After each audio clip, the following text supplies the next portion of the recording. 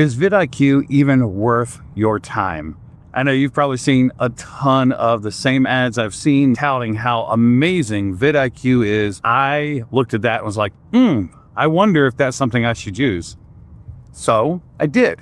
And some pretty interesting results that came from that. So stick around. I want to tell you a little bit more about my experience with vidIQ and whether or not I think you at the beginning stages of your channel should mess with this. And is there a better alternative than using vidIQ?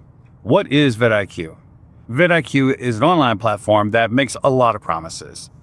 It is supposed to allow you to find all your competitors, to find different keywords to help optimize your descriptions and titles and thumbnails. It's supposed to help you find outliers, which are videos that are outperforming the rest of the videos on a certain channel. And there's a number of other promises that it makes, but those are kind of the key ones that really shine. Let's talk about the promises that this software makes. 1, competitors. This is actually an interesting prospect. It does allow you to identify competitors, see what they're doing, see what's being successful, see what their latest videos are, what their trends are. So for that, it's actually not bad. The problem I had with their competitor feature is it does not help you identify who the competitors are. So if you don't know who your competitors are already, you're out of luck.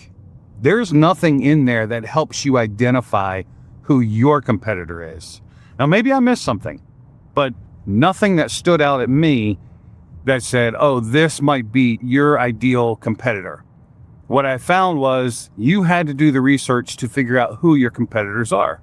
Now, every expert out there tells you if you're going to use this, especially as a new YouTuber with a small channel, that you want to find other channels in your similar niche that are also small. And that way you can find ideas that really pop off their channels that you can kind of use and duplicate yourself. That's a problem. Small channels aren't easily identifiable. You can't just find them because they're small channels. That's kind of like a catch-22. A small channel is not getting the visibility that a big channel would get. Therein lies the biggest challenge, is trying to figure out who the hell your competitors even are to use the tool. It works well if you know the big names in whatever space you're in. But to find your actual smaller niche channels that match with what you're doing or are adjacent to what you're doing, that is all on you. You have to figure that out yourself. So I did not find that tool very useful at all. It required that I had to do all that research myself. So it kind of failed on the promise of helping me figure out who my competitors are and how to really maximize what they do as it relates to my channel. What about optimization though? Because that's another huge promise when it comes to vidIQ. This is an interesting one, in my opinion. vidIQ uses a lot of AI in what they do. And so when you upload a video and you put in your basic description on the video, it will help you to rewrite that description. It's supposed to help you find the right keywords, help you identify the right titles, even give you feedback on your thumbnails. But this is where it seems to fall apart a bit. The title of one of my playlists within my channel is Thinking Out Loud, because it's a lot of this style of video. And it's just me kind of thinking off the cuff. Every time I upload a video to that, and because it has Thinking Out Loud in the description, because that's the title of the playlist, every tag that is recommended is Ed Sheeran, because that's a very popular song that he put out. So the AI is missing everything else in the video, and it's taking that term, Thinking Out Loud, and it's trying to identify it to a popular artist that sang a song by that same name.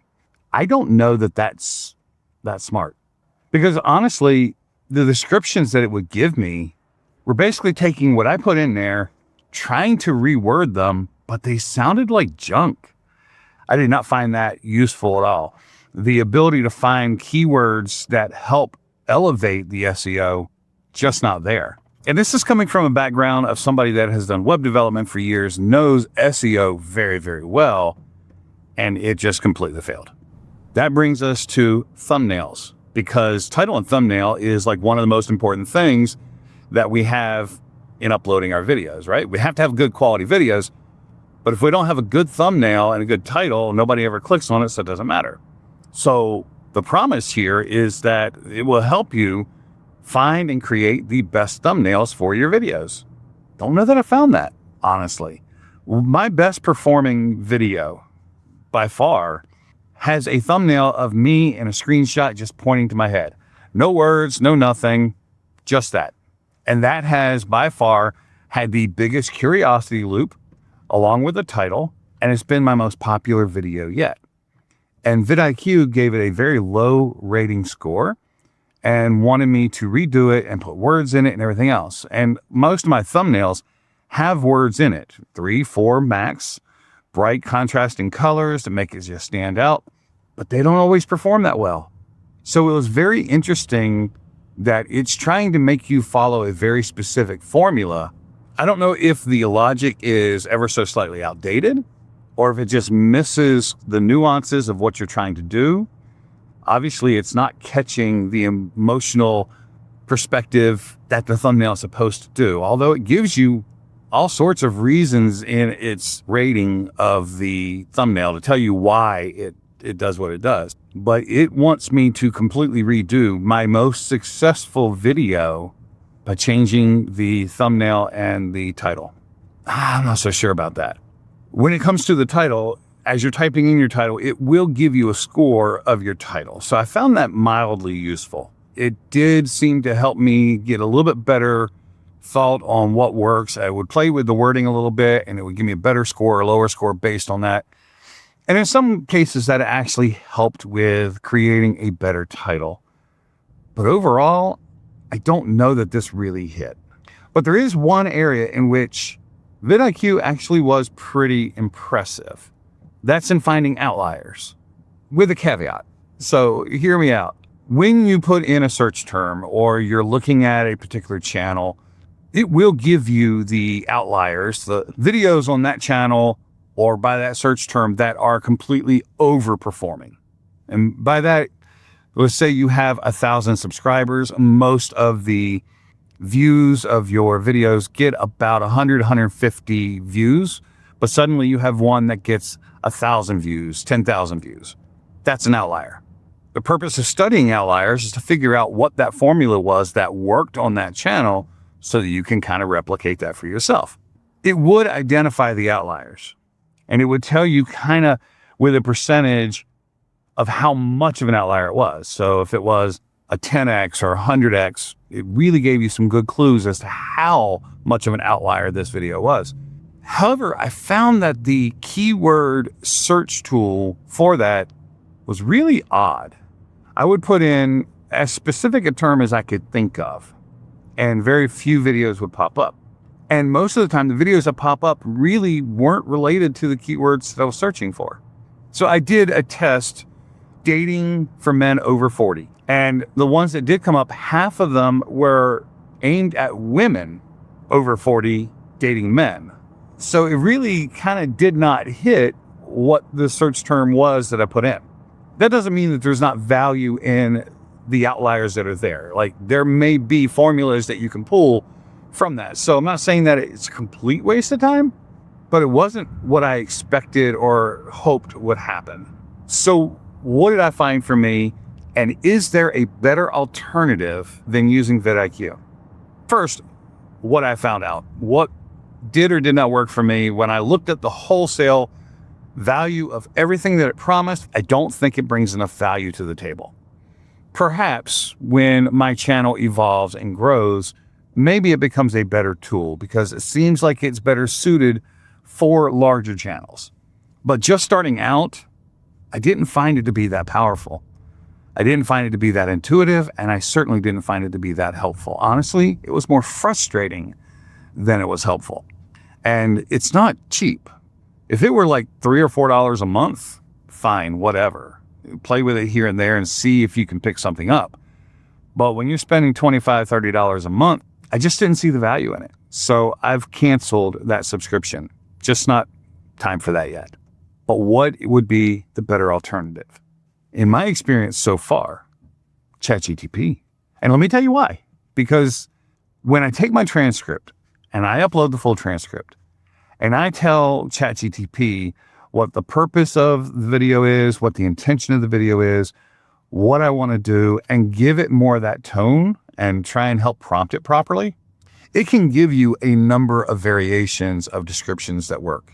From there, I will take those descriptions, I will rework those, I will go back and reprompt it to really refine it, and then eventually get one that really, really works for me. It actually does a pretty good job with keywords as well. I've used it to help me come up with title ideas, and I can ask it for 50 variations and it will throw them all out there. Then I can pick and choose the top 5 and see what really works. That's something vidIQ doesn't do. It'll drop you 3 or 4 different title options, but I never found any of them to really be that compelling. When it comes to your thumbnails though, ChatGPT can help you with some sort of image generation to help you get ideas, but really you're going to need to open up some sort of an image creating tool, whether it be Photoshop or Canva. I love Canva, but you've got to put together something in your own imaging editing software that helps you to better create what you're looking for. So do I think vidIQ is worth it? Not for somebody that has a channel just starting out.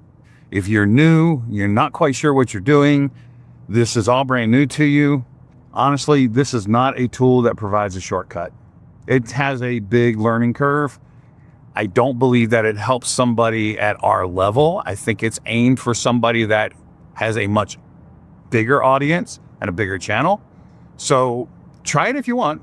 I mean, explore it, see if it works for you. But for me, it just did not fit anything.